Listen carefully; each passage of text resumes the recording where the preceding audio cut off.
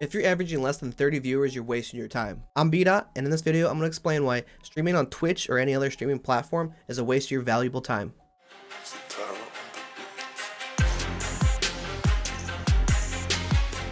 So are you averaging like 1 to 5 viewers? How long have you been stuck at that mark? How many of your friends do you know that are also stuck at that 1 to 5 viewer mark? See, on a daily basis, people are streaming 6 hours a day, every single day for months, and they're still at 3, 4, 5 viewers. And what really inspired me to make this video is because I've been playing this game called Row Company. Now, I don't know what it's about Row Company, but everyone in the game has TTV in their name. So of course, I go to check them out a lot. And 99% of the time, they're less than 10 viewers.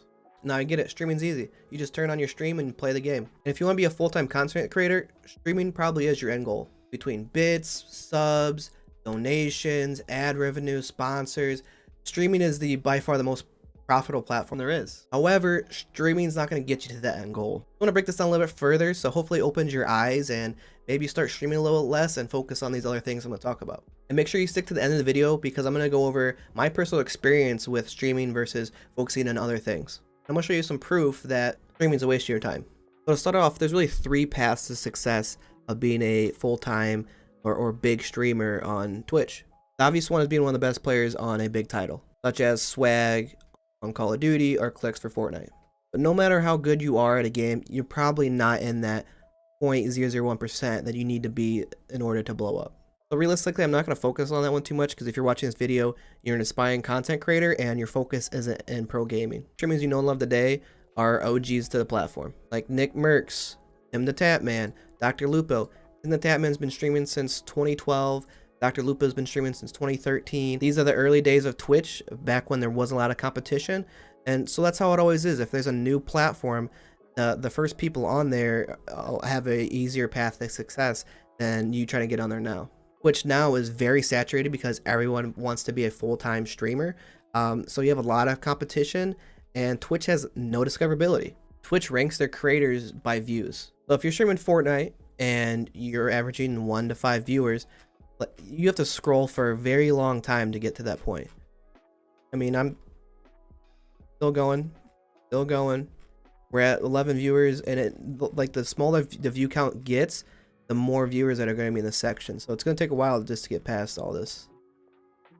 We haven't got to 5 viewers yet.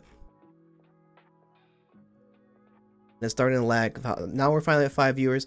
And so if you're not 5 viewers, I still got to keep scrolling.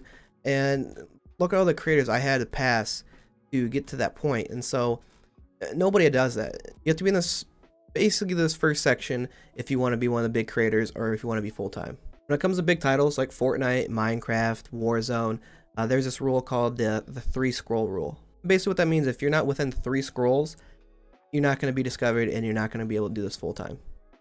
So Fortnite, 1, 2, 3. You need to be within that section to really start to be able to do this full time. So that's around 70 viewers, and that's probably about right. I mean, a lot of these aren't partnered yet, but they're still probably making a decent amount of money from their community. And obviously everyone's community is different. Some people have a more generous community and some people might not have as generous as community. But even then, if you want to do this full time, you need to average more than just 50, 60 viewers. I think that will probably get you possibly to the point of being able to quit your job, but it's not going to be very stable financially. You're going to want to be above this 80 viewer mark. And of course, you have the new, and it's not new, but they added this, I don't know, within the last year of viewers low to high. But I really don't know that many people that do this. Very few people will go viewers low to high. And even then, like there's so many people that are still at 0. And if you're between that 1 to 5, I mean, you still got to scroll wild to even find you. So if you're not in the top 10 of a game, and that's a decently sized game, not something like Realm Royale or Gears 5, you're not going to grow fast enough. I think a good indicator to see that you're growing fast enough is if you're getting like 20 followers per hour. If you're only getting like 1 to 10 followers per stream, you're never going to be able to make it full time. However, other platforms like YouTube and TikTok do have discoverability algorithms. I'd say 9 out of 10 times, if there's a streamer that you like that you know is doing it full time, and they're not an OG like Tin the Tatman, Nick Mertz, or Ninja, they probably blew up from another platform. Or you can say like, oh, Booga didn't blow up on YouTube or TikTok. I would also say he blew up from technically another platform as well. He won the World Cup of Fortnite, and so he didn't get discovered on Twitch. He got discovered through Fortnite through a big tournament. But it's very rare for people to actually get discovered on Twitch unless they were an OG. But just look at some of the streamers you watch already, and you can probably figure out where they blew up from. If you don't know, ask them or do your research, and I'm sure you'll find out that they didn't blow up from Twitch. For example, I'll just go over some of the people that are live that I'm following right now. Red Vines blew up from TikTok. Kai blew up from TikTok. Harris Heller blew up from YouTube. It's not just YouTube or TikTok. There's people that blow up on Twitter from having a viral tweet that get a bunch of retweets and favorites. And sometimes they don't have to be their own content. Code Miko, she's that new VTuber that's really blowing up on Twitch.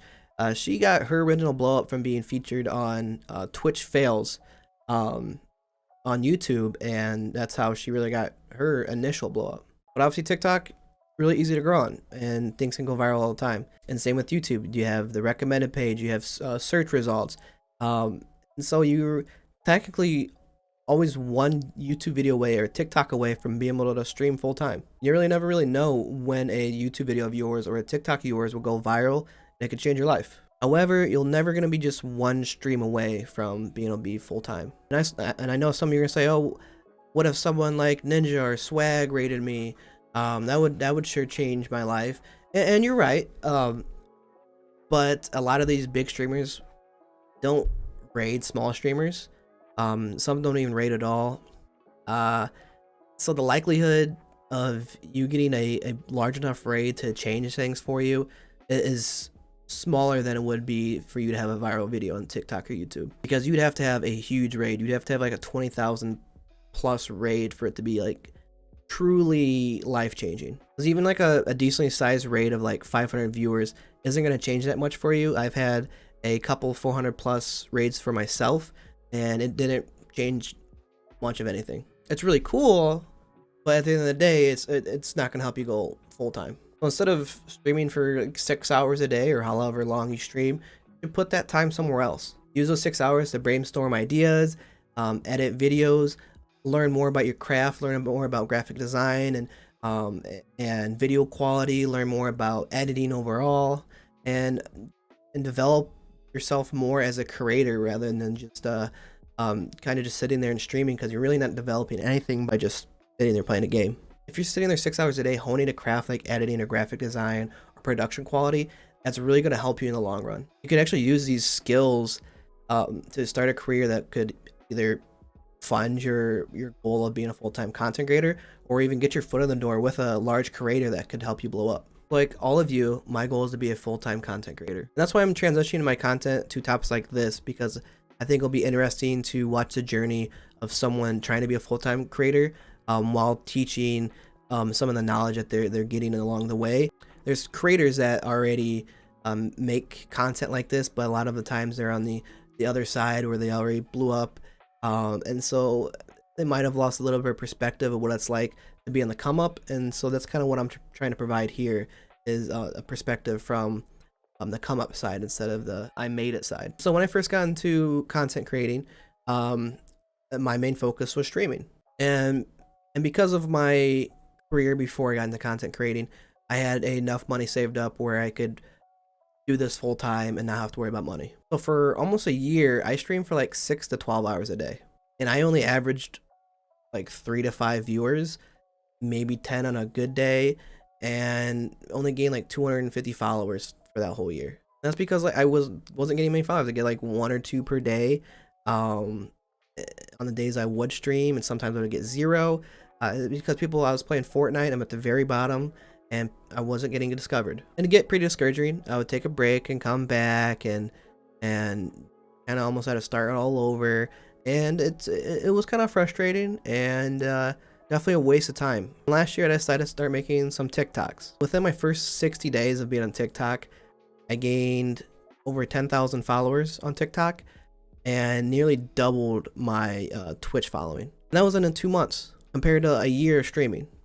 And because of TikTok, my YouTube channel, where I wasn't posting content on, Went from 17 subs to like 190 subs, which isn't a lot, but when you think of like the scale of it, like it was over 10 times what I had before. So that's why I'm focusing on YouTube and TikTok, particularly more on YouTube because I do enjoy this more.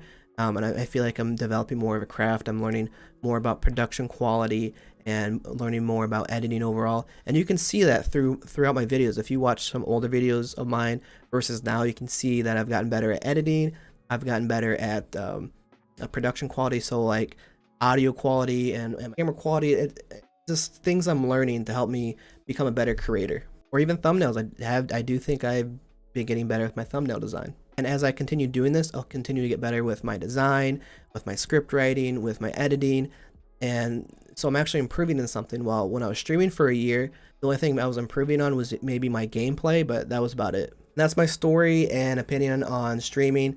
Like I said, you're always going to be one YouTube video, one TikTok, one tweet away from being able to be a full-time content creator, but you'll never be one stream away. Also, at the end of this video, I'll have a couple videos on how to grow on TikTok. So if you want a head start on growing on that platform, go check them out. And as always, if you have any questions, let me know in the comments.